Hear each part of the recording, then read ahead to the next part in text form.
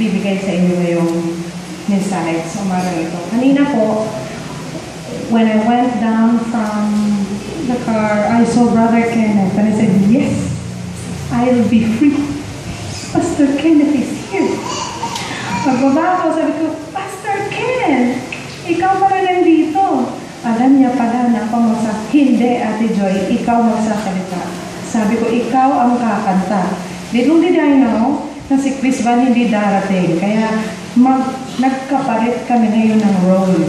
Instead na akong kumanta, siya ang kumanta, ako yung magsasalita, makikinig siya ngayon sa akin. Maraming salamat po.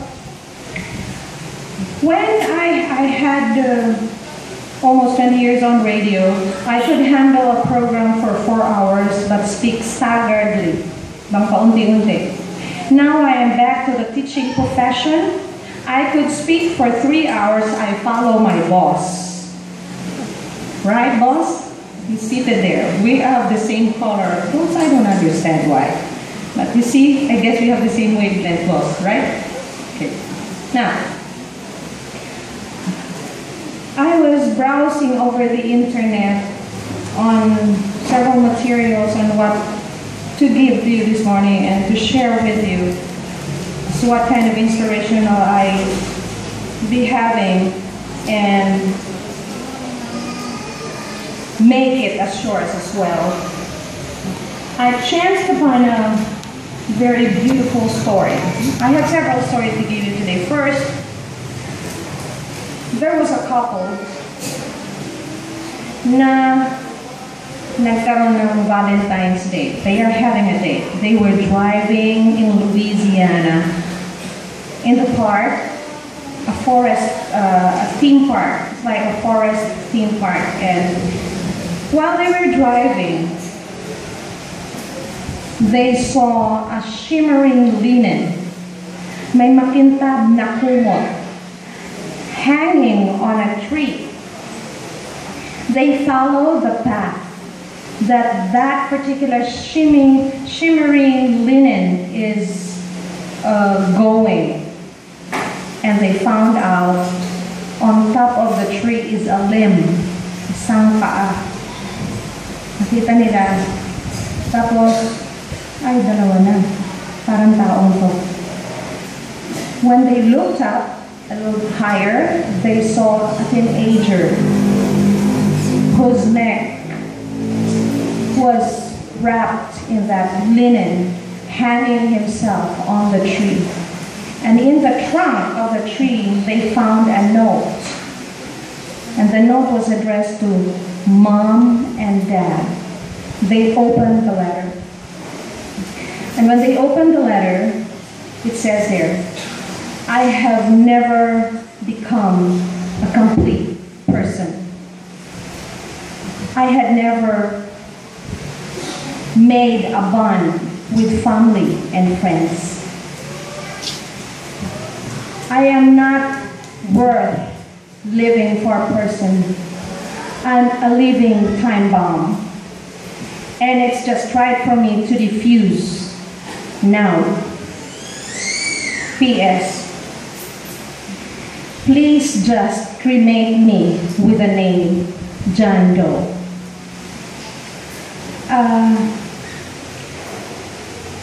Forgive me for explaining what John Doe is. John Doe is used for a person who is not identified. Ginagamit po siya minsan sa atin po sa Pilipinas, ginagamit po siya as Juan de la Cruz. Sa babae, Maria. Ngunit sa ating mga korte dito, sa ating RTC, MTC, at saka sa Supreme Court, kung hindi pa po na-identify ang isang akusado, isang biktima, ang tawag po doon ay John Doe. And that particular teenager, he does not want to be identified. He would only like to be called John Doe. So what the couple did was to publish the name in the media, in the newspaper, and television. But to their dismay, the body of the teenager was never claimed. Walang kumuha sa bangkay ng bata. Sila na lang po ang nag-cremate, sila na lang po ang nagbigay ng pangalan doon sa kanyang bangkay na John Doe. Let us forget about John Doe. Let's go to a horse. Let's comparison between a horse and a man.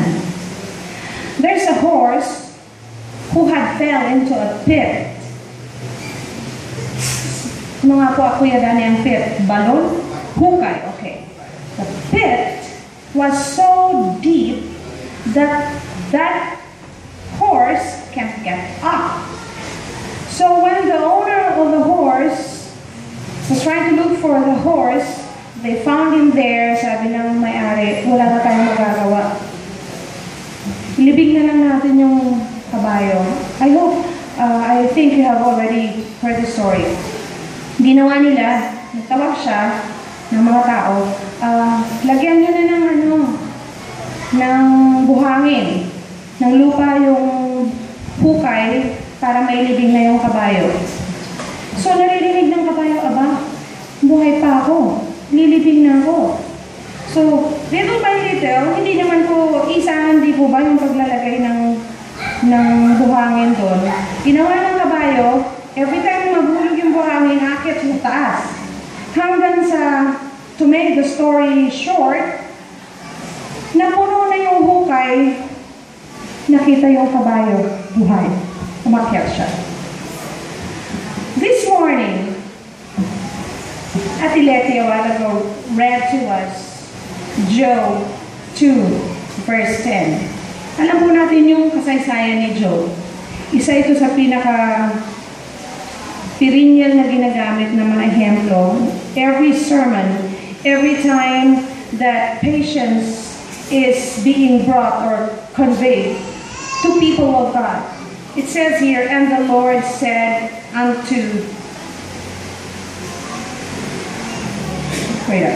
but he said unto her, Thou speakest as one of the foolish women speaketh. What? Shall we receive good at the hand of God, and shall we not receive evil? In all this, did not Job sin with his lips? Tayo po ba palagi na lang tumatanggap ng kaginhawaan galing sa ating Panginoon at hindi po tayo marunong tumanggap ng paghihirap or konting hirap lang magre-reklamo agad tayo. Katulad kanina sabi ko ay Ate Leti, kailan kaya matatanggal yung init? Ang init pa rin. Anyway, there's another story which will be, I think, the best story I've ever read. This is somehow a fiction. Sorry, Pastor Kenneth. This is a story between a being and God. One day, this author decided to quit.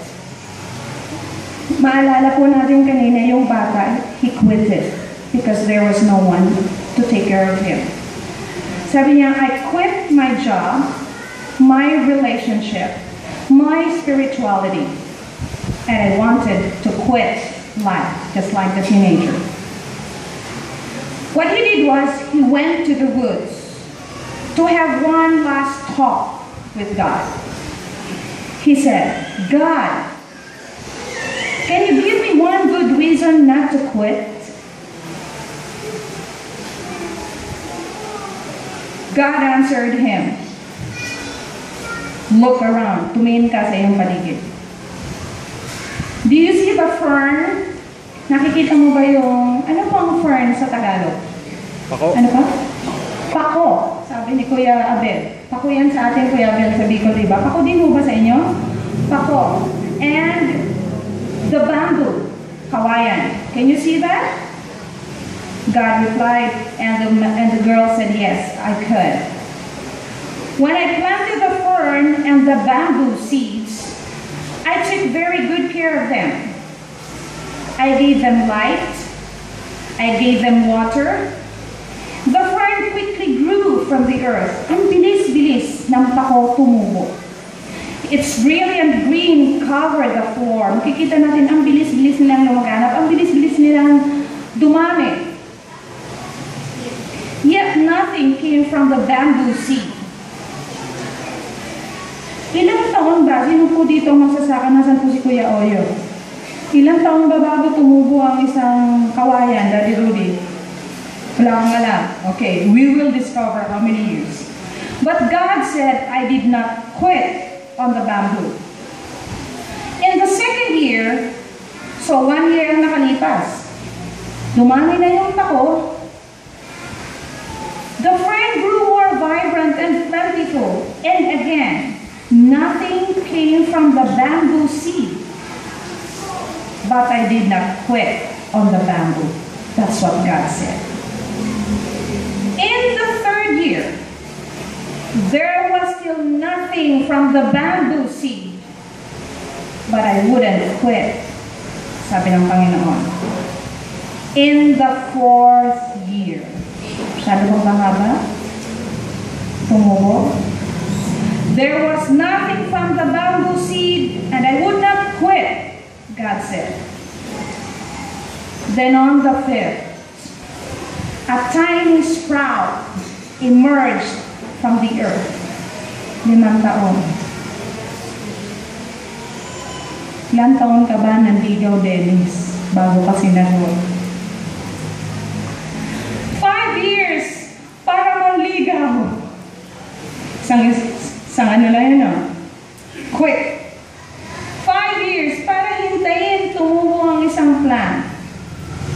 Compared to the fern na 1 year pa lang hindi pa umaabot, there is an abundant supply of fern.